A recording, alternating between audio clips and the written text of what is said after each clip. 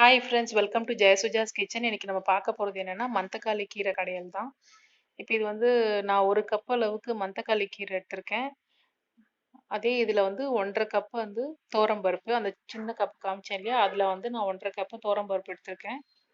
மந்தக்காளி கீரையும் நல்லா க்ளீன் பண்ணிட்டு தனியாக எடுத்து வச்சிருக்கேன். இது செடியில் காய்ச்சது, வெளியே வாங்கல, வீட்லேயே காய்ச்சது. இது வந்து ஒரு வெங்காயம் எடுத்திருக்கேன், 4 பூண்டு, 5 காஞ்ச மிளகா, ஒரு தக்காளி எடுத்திருக்கேன். இப்போ நான் வந்து அந்த துவரம் பருப்பை வந்து ஆல்ரெடி வந்து ஒரு 2 விசில் விட்டு எடுத்துட்டேன். ஏன்னா ஒண்ணா போட்டா எனக்கு வந்து அது ப்ராப்பரா மசிற மாரி தெரியல. அதனால வேகாதுன்றதுனால நான் ஃபர்ஸ்ட்டு தனியா துவரம் பருப்பு எடுத்துட்டேன். இப்போ இது கூட வந்து அந்த மந்தக்காளி கீரை, வெங்காயம், தக்காளி, பூண்டு, காஞ்ச மிளகா எல்லாத்தையும் இது கூடவே ஒண்ணா போட்டுடுறேன்.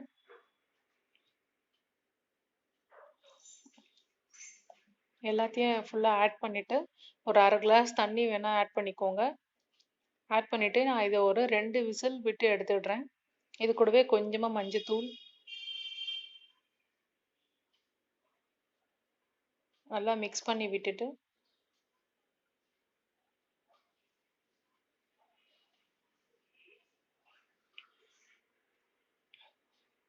உங்களுக்கே தெரியும் மந்தக்காளி கீரை வந்து வயிற்று புண்ணுக்குலாம் அவ்வளோ நல்லது. குழந்தைங்களுக்கு இந்த மாதிரி பண்ணி கொடுங்க, ரொம்ப விரும்பியே சாப்பிடுவாங்க. இது நான் மூடிட்டு ஒரு 2 விசில் விட்டு ஆஃப் பண்ணிடலாம்.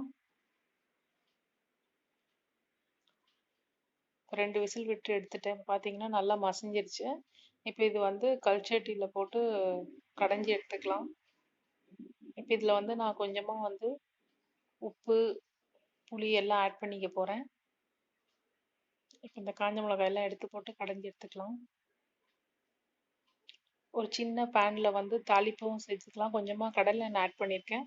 அதில் 1 ஸ்பூன் கடுகு, உளுத்தம் பருப்பு, 2 காஞ்ச மிளகா, கொஞ்சமாக கருவேப்பிலை, இதையும் போட்டு தாளித்து எடுத்துக்கலாம். தாளிச்சிட்டேன். இப்போ இதை வந்து நான் கடைஞ்சி வச்சுக்கிறதுல ஊற்றிட்டு இதில் நீங்கள் சால்ட்டும் கொஞ்சம் புளியும் சேர்த்து ஆட் பண்ணி கடைஞ்சிருங்க. இப்போது டேஸ்டியான மந்தக்காளி கீரை கடையல் ரெடி ஆயிடுச்சு. இது நீங்களும் வீட்டில் ட்ரை பண்ணி பாருங்கள். உங்களுக்கு பிடிச்சிருந்தா லைக் பண்ணுங்கள், ஷேர் பண்ணுங்கள், சப்ஸ்கிரைப் பண்ணுங்கள். தேங்க்யூ.